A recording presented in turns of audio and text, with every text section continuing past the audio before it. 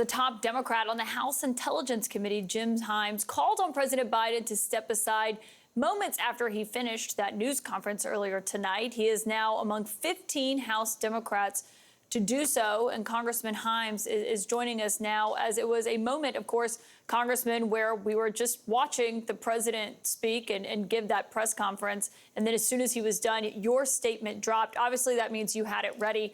Was there not anything that he said that could have changed your mind on calling him to get out of the race? You know, that's precisely the problem, right? This is not about one press conference, one debate, one speech. This is about the presidency of the United States.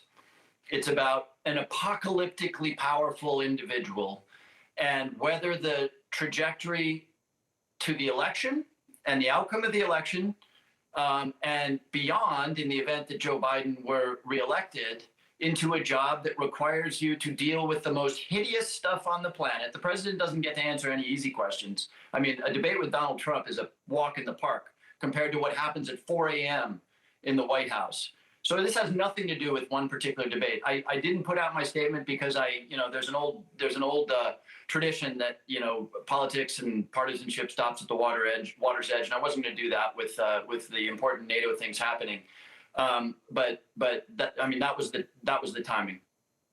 Well, you heard him get a question from David Sanger about the ability to deal with President Putin, President Xi, and he said, I can deal with them now and I'll be able to deal with them 3 years from now. Do you not agree with that?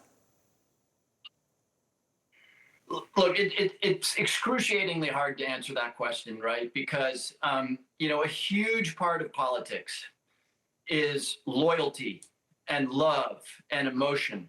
And nobody understands that better or attracts that better than Joe Biden, a storytelling Irishman, who lives in an emotional world. And, those are critical values for politics. That's why, rallies are so exciting. That's why people tear up when they hear the name Bobby Kennedy or Jack Kennedy or John McCain or whatever. But the problem is that can go way too far. And when there's an excess of love and loyalty, you get 70 million Americans who will not budge from their support for a felon, from a criminal, from an adjudicated rapist who has promised to turn this country into an authoritarian country. That's what happens when you won't set aside loyalty and love and emotion. So the stakes are so high that right now the question is, not how loyal are you, but can we avert, forget about, we can talk more if you like about, the event that Joe Biden were reelected, but can you avert a second Trump presidency?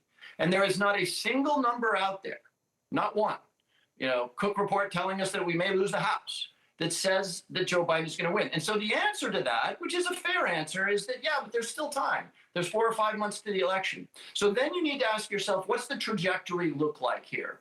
Are things getting better? If you believe that the problem the Democrats have is that we haven't gotten our message across, the message of the bipartisan infrastructure law, the message of capping out-of-pocket expenses in Medicare at $2,000, at capping insulin costs at $35, and standing up for veterans, and if you believe that our problem is that we haven't gotten that message across well, and if you also believe that the president has the biggest megaphone, you have to drop the emotion and the loyalty and love and say, in the next 4 or 5 months, is that story going to be told with such precision and poetry and beauty that you will turn around all the numbers that say we are going to lose? And I did this painful thing tonight because for me, the answer to that is I just don't see that trajectory. I don't see the numbers. And you think he'll lose to Donald Trump if Joe Biden goes up against him? Look, like Yogi Berra said, predictions are hard, especially about the future. All I can do is look at the numbers right now. No president has ever won with a 37% approval rating. Look at the swing states, because this isn't a race that is decided in 5 or 6 states. The president, you can look at lots of different polls, but the president isn't really up in any of them. And then you can ask yourself, and again, this is future. We don't know the future. What does the trajectory look like? And imagine that 3 months from now, we get another performance like there was in the debate right before the election. Do you want to take that risk? I don't. Now, I don't presume to understand the president's calculus. Yeah. But he's top 10 presidents, right? Why would you gamble that legacy? The legacy of being a top 10 American president, transformative, Lyndon B. Johnson transformative. And you're going to gamble that on possibly being the guy that handed the country over Yeah, you're to saying it's retirement. too That risky. doesn't make sense to me. Congressman, you said that you waited to put your statement out until after because of it was the NATO summit here in Washington. You believed you wanted to wait until he was done meeting with world leaders, done with all of that. Do you expect that there are other Democrats in the House, more that are going to come out? And if so, how many more do you think there will be? You know, I don't know the answer to that question. What I can tell you is that I circulate amongst my colleagues. And, you know, I would tell you that there is a very small percentage of my colleagues who are ride or die, who say this is the only way to go. My colleagues and I are worried about two things. One, what is Plan B? That's a totally fair question. I actually think Plan B looks pretty good. I don't know what it looks like, but I think we have a remarkable bench of Democrats.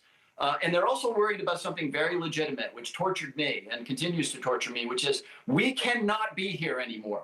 This needs to be resolved, I don't know, in the next 5 to 7 days, because we just went 10 days where the story was not Donald Trump promising totalitarianism. It was, how is Joe Biden going to do in the big boy press conference?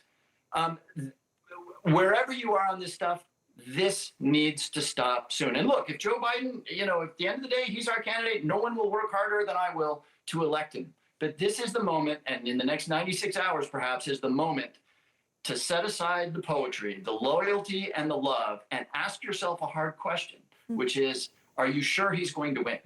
And are you sure that we don't have people who might articulate the incredible backward-looking successes? Now, remember that, and I say backward-looking because politics is about the future. The president focused today on his record behind us. Important. But politics is always about the future.